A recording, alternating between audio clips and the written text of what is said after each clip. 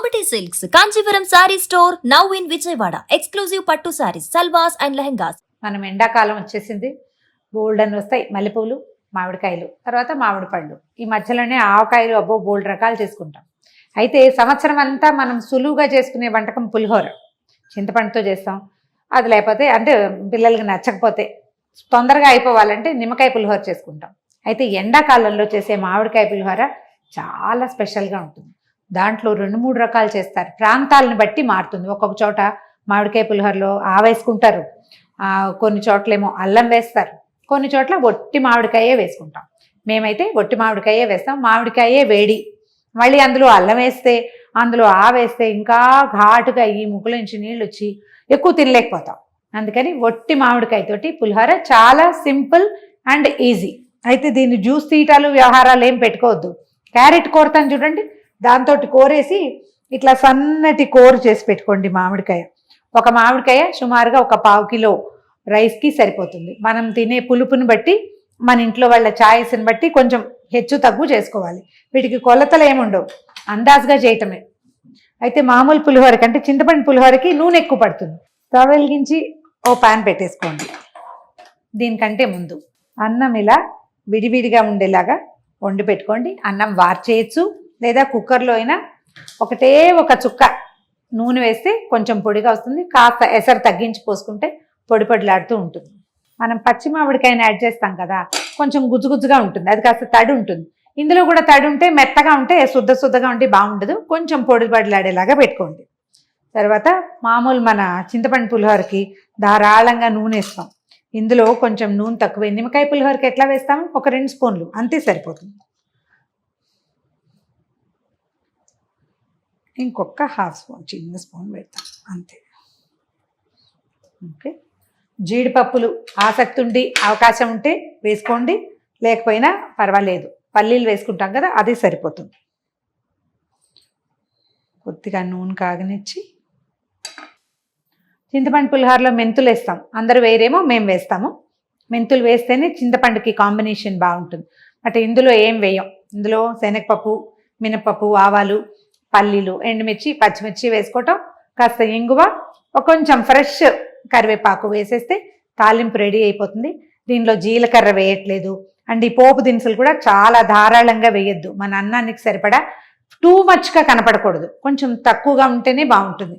ఈ మన చింతపండు పులిహోరలో లాగా మాత్రం కాదు, కొంచెం తక్కువ. కాస్త శనగపప్పు, మినపప్పు అయితే 1 నిమిషం ఆగి వేయచ్చు. నేను గుళ్ళు వేస్తున్నాను కాబట్టి వేసేస్తున్నా.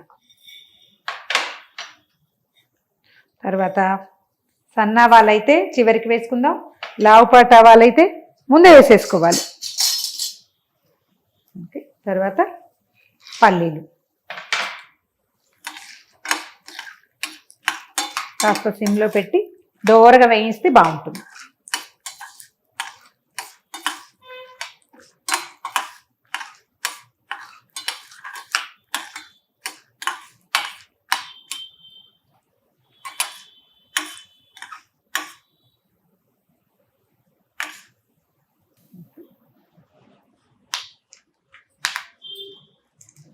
ఓ 3-4 ఎండుమిర్చి. మిర్చి తుంచట్లేదు, చక్కగా నిండా ఉంటే అందంగా ఉంటాయి. ఓకే, ఇక్కడ దాకా వచ్చాక జీడిపప్పులు,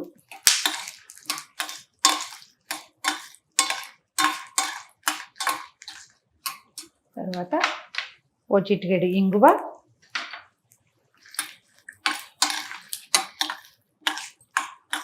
ఇంగువ వేగాక పచ్చిమిర్చి,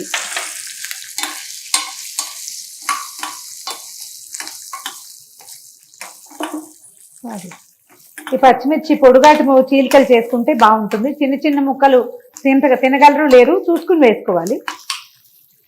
తర్వాత ఓ 2-3 రెబ్బలు కరివేపాకు. ఇది ఫ్రెష్ లేతాకైతే మరి కాస్త వేసుకోవచ్చు. రవ్వ పెద్ద. తర్వాత పసుపుని అన్నంలో వేసి ఉడికించే పద్ధతి ఉంటుంది. ఒకవేళ ఉంటే అలా చేయొచ్చు, అలా లేకపోతే నూనెలో వేస్తే చక్కగా కలుస్తుంది. అన్నంలో పోసేద్దాం. చాలా నూనె వేయలేదు చూడండి.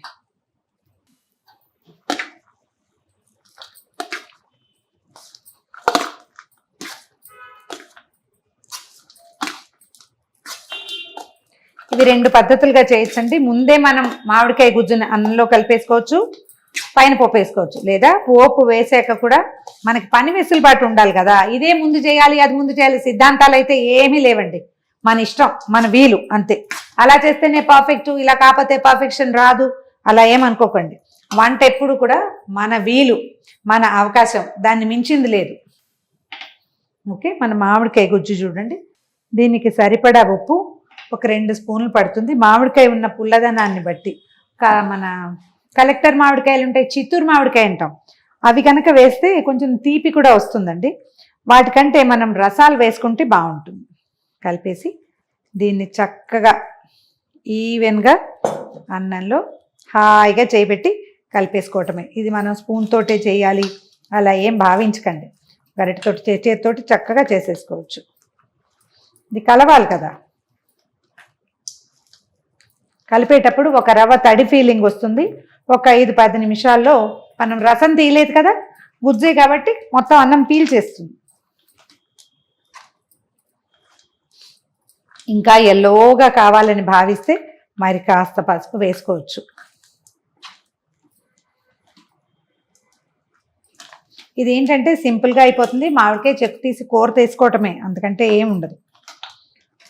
బాక్స్లో పెట్టేయచ్చు. ఒకవేళ మనం పొద్దున్న తినము, ఒక 2-3 గంటలు పోయాక తింటామంటే కొంచెం కూర ఎక్కువ వేయండి. మధ్యాహ్నానికి కొంచెం చప్పగా అవుతుంది. నిమ్మకాయ లాగానే. ఓకే, కలిసిపోయింది. మంచి వాసన వస్తుంది గుమ్మగుమ్మలాడుతూ. పోపు కూడా ఇంతకంటే వేయక్కర్లేదు. ఇఫ్ ఎట్ ఆల్ మీరు ఇందులో అల్లం వేసుకోదలుచుకుంటే మామిడికాయ కోరేటప్పుడే చిన్న అల్లం ముక్కని ఒక 1/2 ఇంచి 1 ఇంచ్ దాకా కోరేసేయండి. మామిడికాయతో పాటు కలిపేయండి. దాన్ని వేయించక్కర్లా, పచ్చల్లం బాగుంటుంది చాలా. ఒకటి, లేదా మనం ఆవ పెట్టుకోదలుచుకుంటే కనుక ఈ సమయంలోనే ఆవాలు సన్నటి మెత్తగా పొడి చేసేసుకుని అన్నంలో కలిపేస్తే చక్కగా కలిసిపోతుంది. ఆవ వాసన కూడా బాగుంటుంది. మన ఛాయిస్ని బట్టి చేసుకోవచ్చు.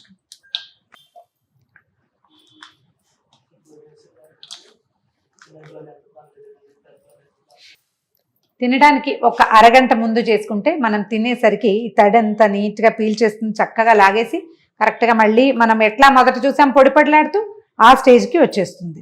సర్వింగ్ బౌల్లోకి తీసుకుందామా? ఇదిగోండి మన కమ్మని పుల్లని ఫ్రెష్గా ఉన్న మామిడికాయ పులిహోర. చేసి చూడండి, మీకు ఎలా వచ్చిందో, మీకు ఎలా నచ్చుతుందో రకరకాల మెసేజ్ల ద్వారా మాకు తెలియజేయండి. ఈ వీడియో కనుక మీకు నచ్చినట్లయితే లైక్ చేయండి, షేర్ చేయండి. మరిన్ని వీడియోస్ కోసం సుమన్ టీవీకి సబ్స్క్రైబ్ చేసుకోండి.